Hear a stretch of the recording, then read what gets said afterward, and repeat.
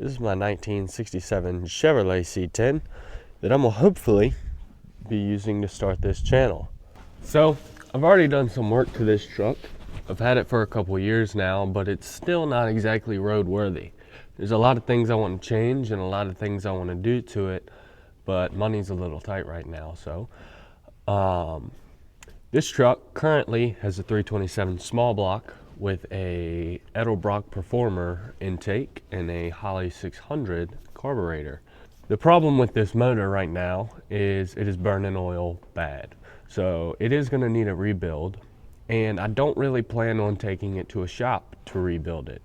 Something I've always wanted to do and have never learned to do is pull a motor and rebuild it myself. I've heard a lot of mixed reviews. A lot of people say it shouldn't be done at home and it should be done by a shop. I could mess it up, I know that, and I could definitely ruin this truck if I do something wrong, but I'm willing to take the time and effort and do the research to figure out how to do this on my own. Currently, this motor has been gone through. It's got a whole new timing setup. It's got a new Clay Smith's cam. I wish I could remember the specs on it, but it's not too large.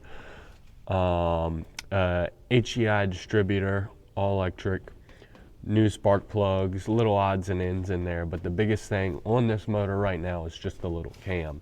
I also swapped over to a 150 amp alternator or watt alternator. I can't remember if it was a 150 or a 200. This truck does have AC. Everything on the front of the motor, water pump, and things such as that have been replaced. Along with all that, the radiator that was in this truck was an original 4-core radiator. It was a brass radiator, and I had to take it to a radiator shop to get rebuilt. Could not be rebuilt because it was so bad. This truck has a lot of rust in it, but I'm ready to fix it all. Since the other radiator was pretty much toast, I went ahead and I bought a cheap radiator off of eBay for like 200 bucks. I can't remember who I got it from, but it's a four-row radiator, so everything on it matches up to the old one. Along with all of the engine parts and all the stuff replaced up there, I also started going through the interior. I didn't really replace anything in the interior, but I decided to clean it up as much as I could. Before, I have some pictures, but before, the carpet was all molded and torn, and when I pulled the carpet up to do some lines and stuff for the tank, the carpet fell apart, so I couldn't get it back in here. But after that, I noticed how much rust was in the floor. So I then took a sander and sanded quite a bit of rust out of it and primed it with filler primer to try and fill some of the spots in so it didn't look as rough. I would still like to sand this floor down to where it's smooth and looks good, even though it's going to be covered up. It's just a peace of mind for me since it's my truck. Along with that, after the primer, I let that dry and I went over it with the kind of tan color you see in this truck. This is the original interior color, but I went back over it with some of that and painted the floor, and it definitely came out a lot better than it was before. So originally this truck had a wood bed.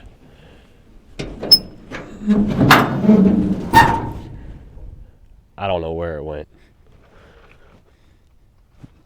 I think when I got the truck, it was just scared of what was going to happen to it. And so it just slowly started running away. The bed floor is gone. All of the trim is also rusted. I don't have the old trim in here now. I've got some new trim, but I had some problems with it. And along with that, some of the wood I had made for the bed didn't dry right, so it warped and cupped. So I wasn't able to use that, but I've got some more wood drying, hopefully soon, ready to be milled so that I can put it in here. My transmission needed a rebuild. Instead of getting my transmission rebuilt, I bought a rebuilt transmission from a guy up the road from me. He does pretty good. He's got a company. I can list that below if I can find the card.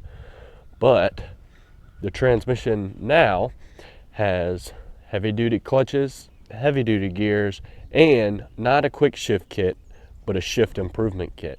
So it shifts a lot better than a stock turbo 400, and I really enjoy it. Along with the transmission, I replaced the transmission mount and the transmission cross member.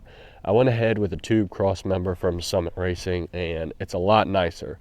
The old cross member was huge and bulky and extremely heavy. So I went ahead with a tubed transmission cross member, and it's much nicer, a lot easier to get around under there, and you have more hand space when you're working on it. There are a lot of little odds and end things that I can go through on this truck that I've done, but I really don't want to bore you guys because I want to keep you here as long as possible. So thanks for watching. Hope you'll continue to check out the channel as I post videos. I know I don't have many right now, but hopefully some more will come. But thank you guys. Y'all have a nice day.